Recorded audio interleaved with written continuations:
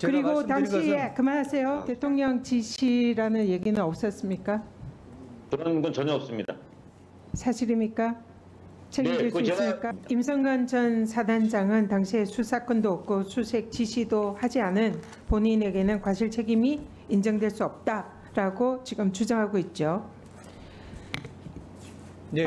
박정훈 증인은 최혜병 사망 사건 수사 결과 임성근 사단장을 포함한 최혜병 상급자 8명에 대한 과실 책임을 인정해서 이첩 대상으로 명시하고 7월 30일 당시 국방부 장관인 이종섭에게 보고하고 결재를 받아서 경북청에 이첩을 하셨죠. 네, 그렇습니다. 적법한 절차지요. 적법한 절차라고 생각합니다. 네, 우리 박정훈 증인에게 사실관계를 좀 묻겠습니다. 최혜병이 속한 대대는 수중 수색 작업이 해병대지만 훈련이 되어 있지 않은 포병 부대였죠. 포병 부대 맞습니다.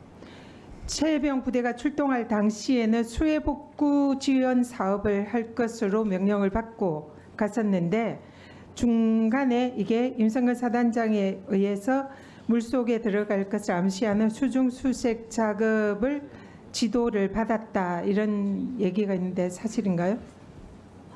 경북 예천으로 부대가 전개되면서 그 17일, 그 7월 17일 10시경에 사단장이 7여단장한테 실종자 수색 작전이다라는 것을 얘기를 했고 그 작전 현장은 전체가 한 7, 80km 반경이 됩니다. 굉장히 넓은 지역인데 네, 일단은 초기에는 출발할 때는 수해복구 사업으로 갔는데 중간에 사단장의 수색 작업의 명령으로 바뀐 거죠. 네, 그렇습니다. 네, 통상 부대에서 이렇게 휴가 나가거나 출타 이렇게 할 때도 물놀이 등에 대한 안전 수칙 이런 거 장병들에게 지도하죠.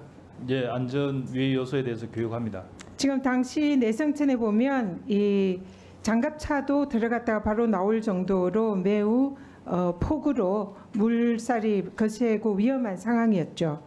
많이 위험했습니다. 이런 위험한 상황에 수색을 지시하려면 당연히 사전에 또 더구나 당시 해병들은 이 지역에 전혀 가보지 못한 낯선 곳이라 여기에 대한 지역에 대해서 설명을 하고 안전 교육을 하고 반드시 로프나 구명조끼 이런 장비를 지급을 해야 되는 거죠. 당연히 해야 된다고 생각합니다. 이런 조치가 이루어졌습니까? 이루어지지 않았습니다. 임성근 증인에게 묻겠습니다. 증인이 당시 현장 2번 방문하셨죠? 네. 그럼 사고 현장의 이런 위험성에 대해서 당연히 인지할 수 있었을 것 같은데 그러나 여기에 대해서 별도로 방금 언급한 이런 안전 조치 했습니까? 안전 조치를 했습니까? 안 했습니까? 그 말. 41개를 했습니다. 제가 물은 질문에 대한 답변하십시오. 제가 위에 든 안전 조치 했습니까? 예. 지금 박정훈 대령은 안 했다라고 답을 했습니다.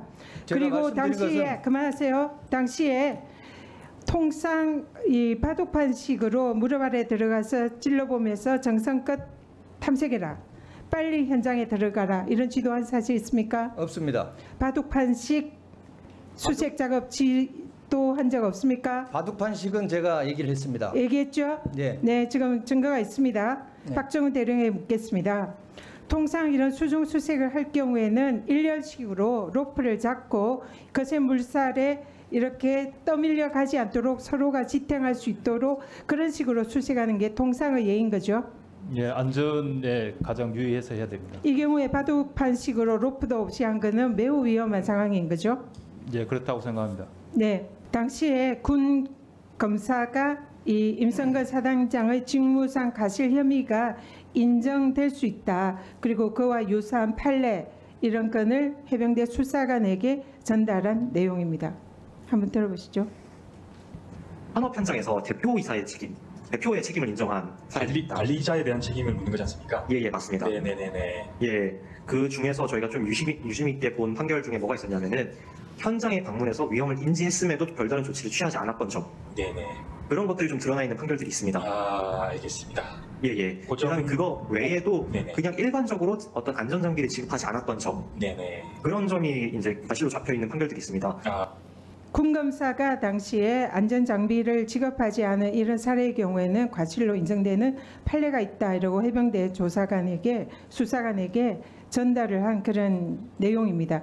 그리고 유사한 판례들도 많이 있습니다. 윤일병 사안 아실 겁니다. 이때 포병여단 의무대에서 후임 병사를 집단 구토해서 죽음에 이르게 한 사건에 대해서 당시 사단장에게 업무상 과실을 인정해서 보직 해임을 한 사안.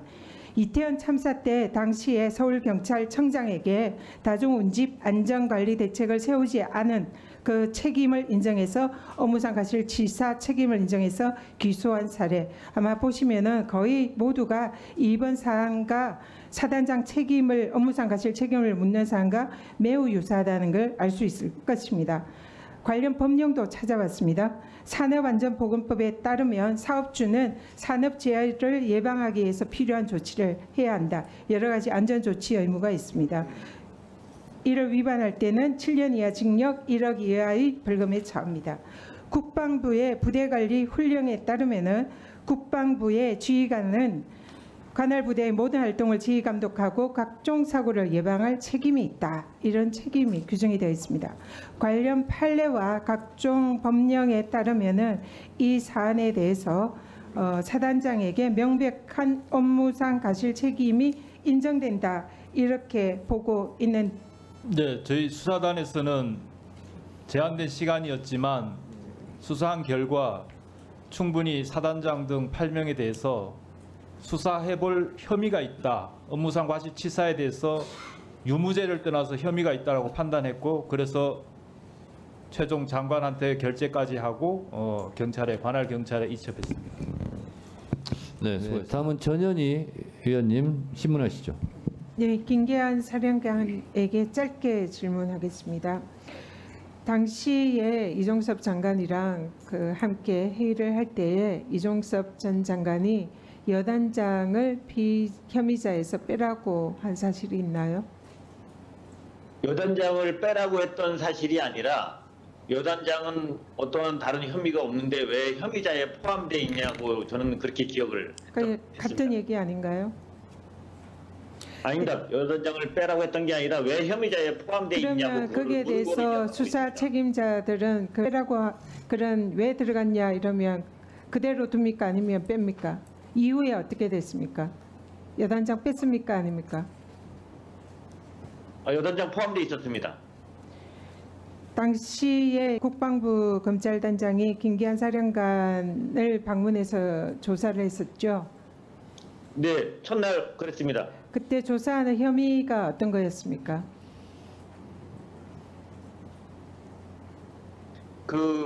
박대관 전 수사단장에 대한 항명죄와 관련된 부분에 있어서 참고인으로 조사를 김기한 했던 사령관을 집단 한명 수괴죄로 조사를 한 거 아닙니까? 그거 아닙니다. 사실입니까? 책임질 그거 수 제가 있습니까? 김동혁 검찰단장은 누구 지시로 조사를 하러 왔습니까? 국방부 차원에서 왔기 때문에 아마 장관님 지시로 오신 거 아닌가 생각합니다. 대통령 지시라는 얘기는 없었습니까? 그런 건 전혀 없습니다.